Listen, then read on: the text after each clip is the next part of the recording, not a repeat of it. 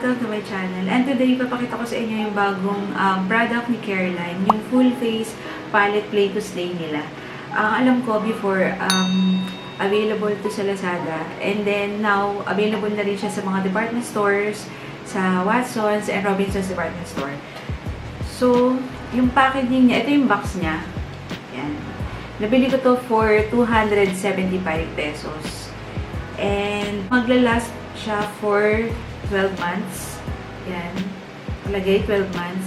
And paraben free siya. And then cruelty free rin siya. Nakalagay dito, Careline Play to Slay, your ride or die palette that complements multiple skin tones, create playful looks from this pigmented, easy to blend eyeshadow and face palette. So meron siyang 12 shades. And then, yung manufacturer nito is January 2019.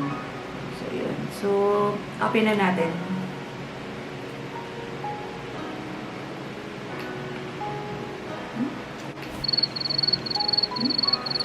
Has?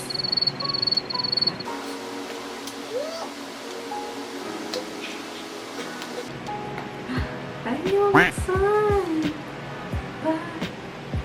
Uy, yun. Yan. Sa packaging pa lang, mapapansin nyo na medyo, cute nung box niya. So, yung pinakalaman niya sa loob, ito. So, ito siya. So, ito yung packaging, sorry. So, ito yung, yung eyeshadow. Tapos, made from acrylic siya.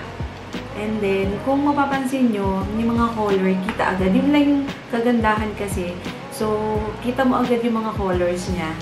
Dahil gawa nga siya sa acrylic.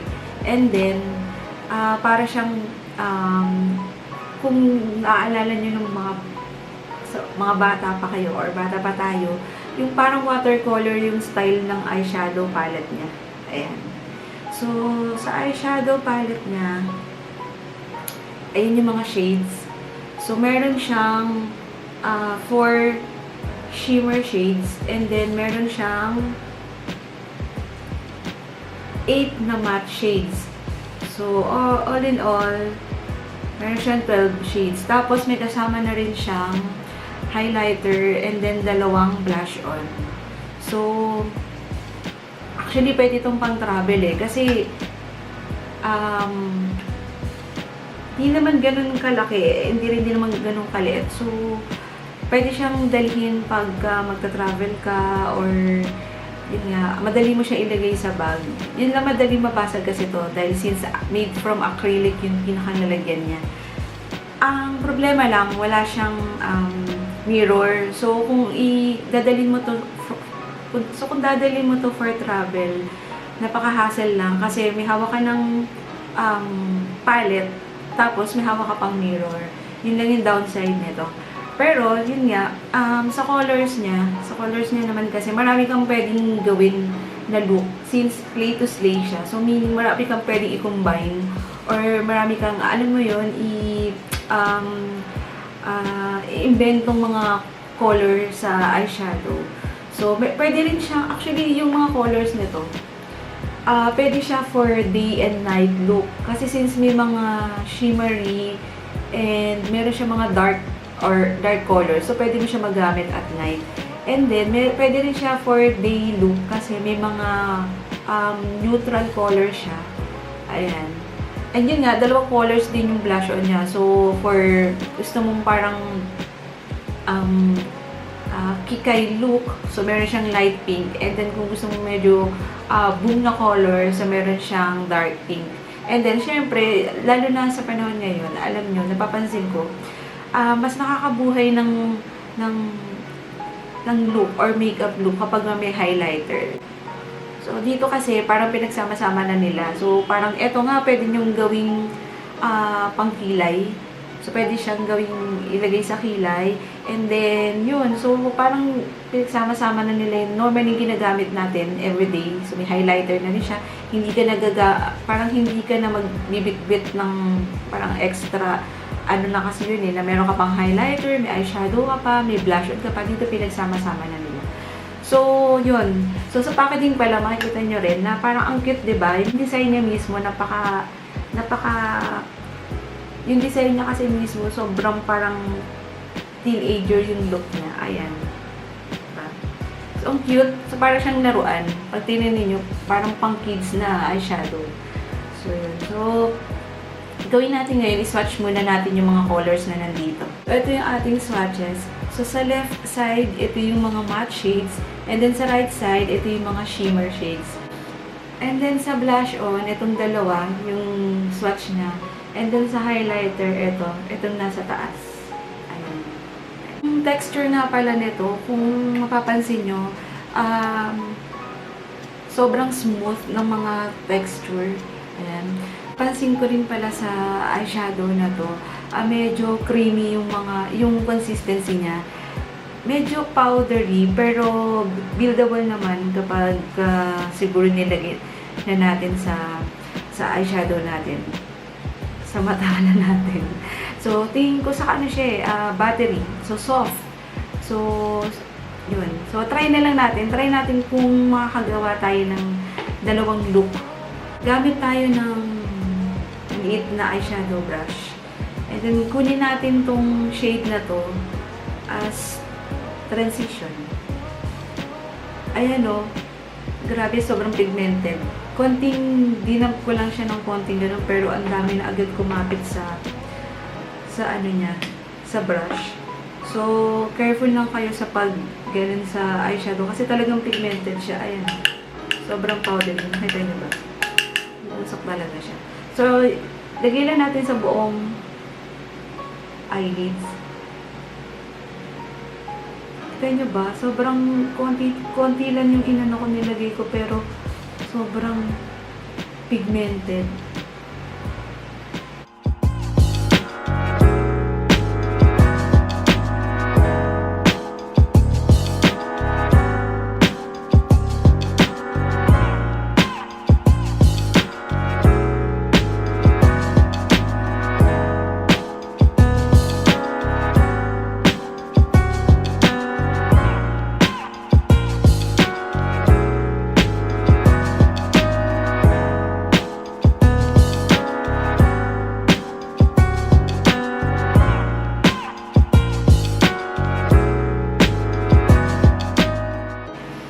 Then, siguro ang next na ilalagay natin, same brush, gamitin natin itong parang,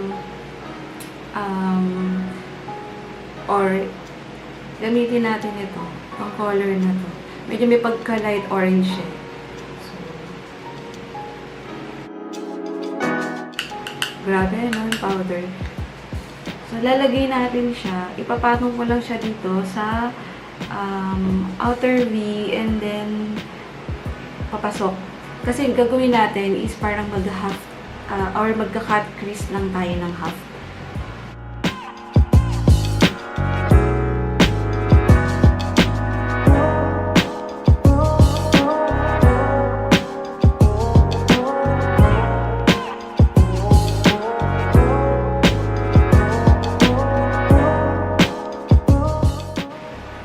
Then, kuha tayo ng blending brush. So,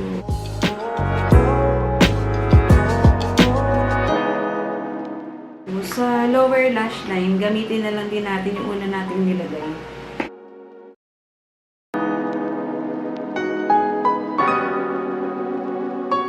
At crease ang gagamitin natin, gamit tayo ng concealer, itong Maybelline na Fit Me.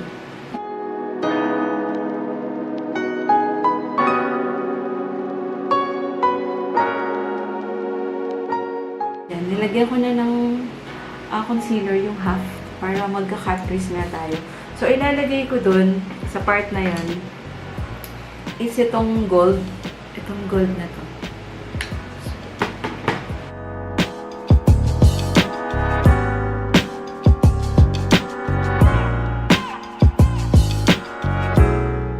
So, ginamit ko nga palang brush is pencil brush. Para mas madali siya ilagay. Pwede rin naman gamitin nyo is yung finger para mas madali ma-spread.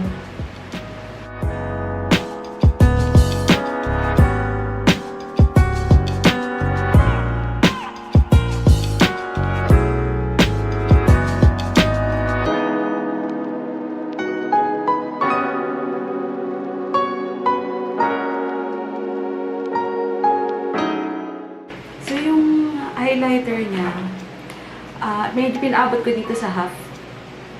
Para medyo magkaroon naman ng glow. So, half, hanggang dito sa half nilagay ko yung highlighter. So, gamitin natin itong blush on. Okay. So, parang mas okay sa akin gamitin itong light lang. Powdery rin yung blush on. Ayan o. Kita nyo? So, dapat medyo careful lang kayo sa paglalagay. So, dapat light lang. Ayan o, pigmented siya, di ba? Ayan, nakita nyo ba? Meron na din.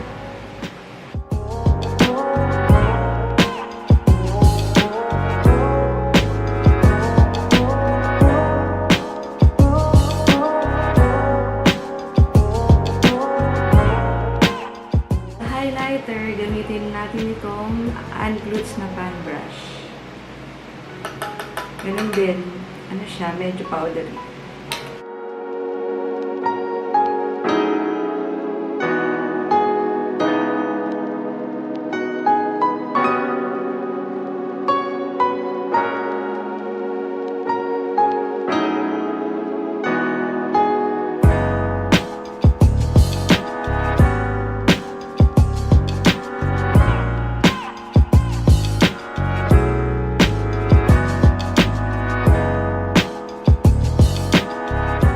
Yung ating first eyeshadow look.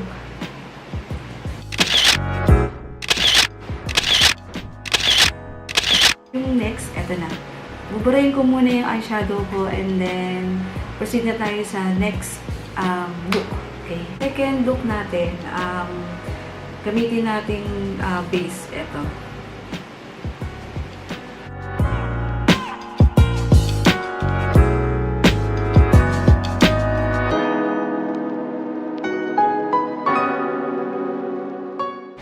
Then, next na color, gamitin natin etong light brown. Same brush pa rin yung gagamitin ko.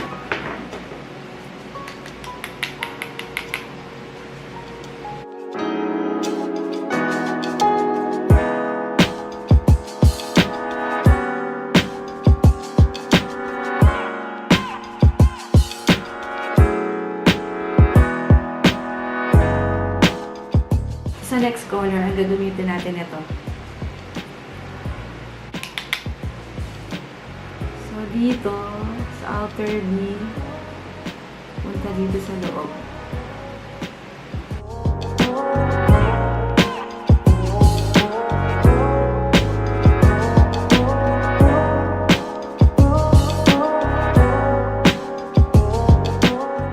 Same brush pa rin. Itin naman natin. Try natin itong chocolate brown. Ayan, brown na color. Pero lalagay ko lang siya sa dito, sa may outer.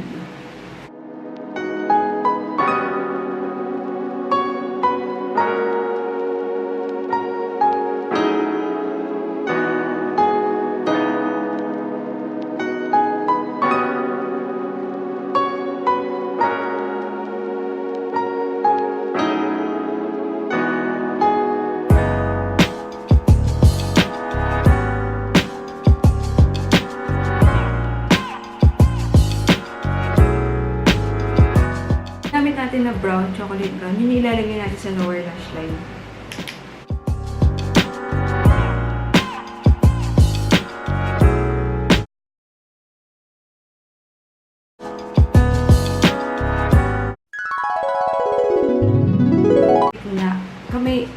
Kamay na lang gamitin natin. Etong shade naman na to. Ito yung gamitin natin.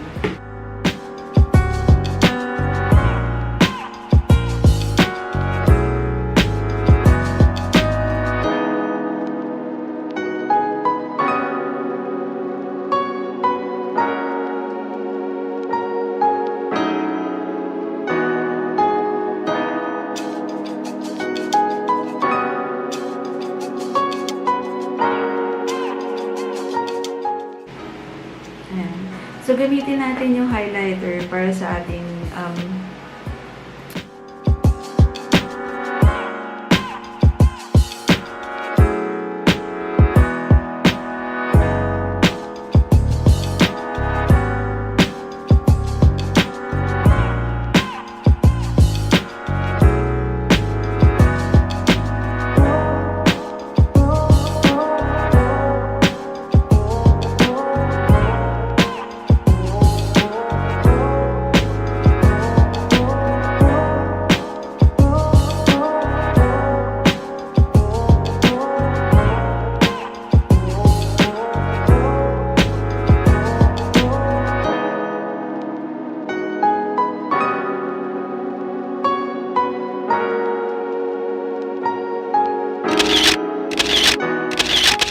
itong second eyeshadow look na nagawa dito sa palette na to. So, yung final thought ko dito sa palette na to is very recommendable and thumbs up para sa Careline. Kasi alam niyo yun, sobrang pigmented na mga shades na nandito. And yun na, nakagawa nga tayo ng 2 eyeshadow look. So, what more pa, kung i-play mo talaga lahat ng colors na yan, i-combine mo. So, marami ka talaga magagawang looks sa palette na to. And yun nga, sulit siya for 275 kasi may blush on ka na, may eyeshadow ka na, may highlighter ka pa. And yung brown nga na sinabi ko kanina is pwede mo rin siyang gawing